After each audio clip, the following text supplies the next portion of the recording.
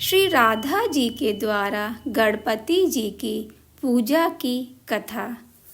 सूत जी महाराज बोले, हे शौनक जी महाराज, विघ्नराज का पूजन सभी युगों में और सभी विशिष्ट जनों द्वारा होता आया है। देखो, एक बार भगवान श्री कृष्ण की योग माया और प्रधान प्रियतमा श्री राधा जी ने भी इनका पूजन किया था।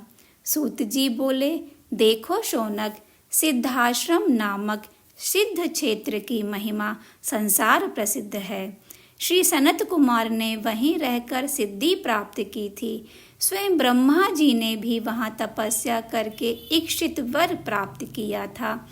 इंद्र भी वहां तप करके सिद्धि प्राप्त कर चुके हैं। वहां भगवान गणपति का निवास है। एक बार वैशाखी पूर्णिमा के पुण्य अवसर पर माता पार्वती और पिता महेश्वर के साथ गणेश जी सिद्धाश्रम में ही थे। उस अवसर पर ब्रह्मादि सभी देवगण, ऋषि मुनिगण, चारण, सिद्ध गंधर्व आदि गणपति पूजन के लिए उपस्थित हुए थे। उसी पुण्य अवसर पर सब प्रमुख द्वारिका वासियों के साथ भगवान श्री कृष्ण और ब्रजवासियों के साथ नंद जी भी वहां आए थे। गोलोक वासिनी गोपियों के साथ श्री कृष्ण की प्राण वल्लभा श्री राधा जी भी वहां आई थीं। उन्होंने स्नान करके शुद्ध वस्त्र धारण किए। तदुपरांत अपने चरणों को धोया और व्रतोपवास पूर्वक मणिमंडप में प्रविष्ट हुई। राशेश्वरी श्री राधा जी को भगवान श्री कृष्ण की कामना थी, इसलिए उन्होंने भगवान की प्राप्ति करने के उद्देश्य से गजानन के पूजन का संकल्प लिया। श्री गणपति का षोडशोपचारों से पूजन किया तथा इस प्रकार स्तुति करने लगी। खर्वम लंबोदरम स्थूलम ज्वलंतम ब्रह्म तेजसा गजवक्त्रम वहिन वर्ण मेक दंत मनंतकम शरणागत दीनार्तम परित्राण परायणम ध्यायेद ध्यानात्कम साध्यम भक्तेशम भक्तवत्सलम। श्री गजानन खर्व लघुकाय, लंबोदर स्थूलकाय, ब्रह्म तेज से संपन्न, गजमुख, अग्नि के समान कांति वाले एक दंत तथा अनंत हैं, जो शरणागत दीन तथा आर्त जनों के दुख दूर करने के लिए सदैव तत्पर रहते हैं। उन ध्यानात्मक साध्य भक्तों के ईश्वर तथा भक्त वत्सल भगवान गणपति का ध्यान करना चाहिए। इस प्रकार ध्यान आदि करके श्री राधा जी ने विधिवत पूजन आरंभ किया। शीतल तीर्थ जल दूर्वा अक्षत श्वेत सुरभित पुष्प चंदन युक्त सुगंधित अर्ध धूप दीप नैवेद्य फल अन्न मोदक रूप विविध व्यंजन रत्न सिंहासन वस्त्र आभूषण मधुपर्क तांबूल शैया आदि सामग्री के समर्पण द्वारा उनका षोडशोपचार पूजन किया और फिर निम्न मंत्र का 1000 बार जप किया।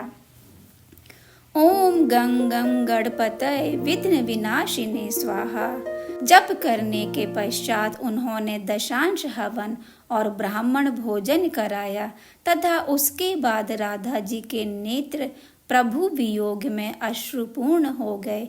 उन्होंने गदगद कंठ से श्री गणेश जी का पुनः स्तवन किया।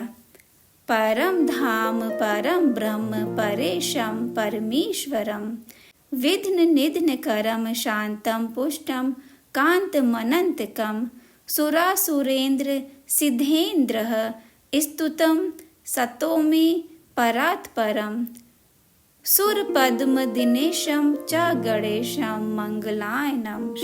जो भगवान गणपति परम धाम रूप पर ब्रह्म परेश परमेश्वर विघ्न विनाशक शांत पुष्ट मनोहर और अनंत हैं, तथा सुर असुर सिद्धेश्वर आदि जिनकी स्तुति करते हैं और जो देवता रूप कमल के लिए सूर्य रूप मंगलों के घर हैं, उन परात पर श्री गणेश जी की मैं वंदना करती हूँ। इस प्रकार श्री राधा जी ने विघ्न विनाशक स्तोत्र का उच्चारण करके गणेश जी को प्रणाम किया।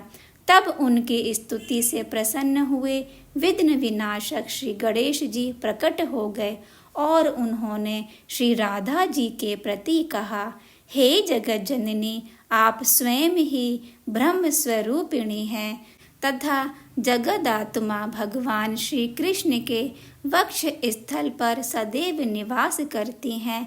वस्तुतः आपके द्वारा किया गया यह पूजन और स्तोत्र तो लोक शिक्षा के लिए हो सकता है। माता, आपने जो जो वस्तुएं मुझे समर्पित की हैं वे सब ब्राह्मणों को दे दीजिए, क्योंकि उन्हें देने से सभी वस्तुएं अनंत हो जाती हैं।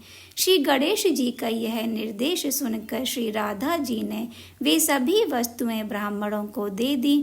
तत्पश्चात वरदराज श्री गणेश जी ने भोग लगाया और अभीष्ट पूर्ति का वर प्रदान करते हुए कहा, माता, जिस कामना से आपने मेरा पूजन किया है वह शीघ्र ही पूर्ण होगी। इस प्रकार वर देकर श्री गणेश जी अंतर ध्यान हो गए। तब राशेश्वरी ने वहां जाकर पुनः वरदराज का पूजन कर अभीष्ट प्राप्त किया। हे शौनक महाराज, तुमने श्री गणेश जी के विषय में पूछा, वह मैंने बता दिया।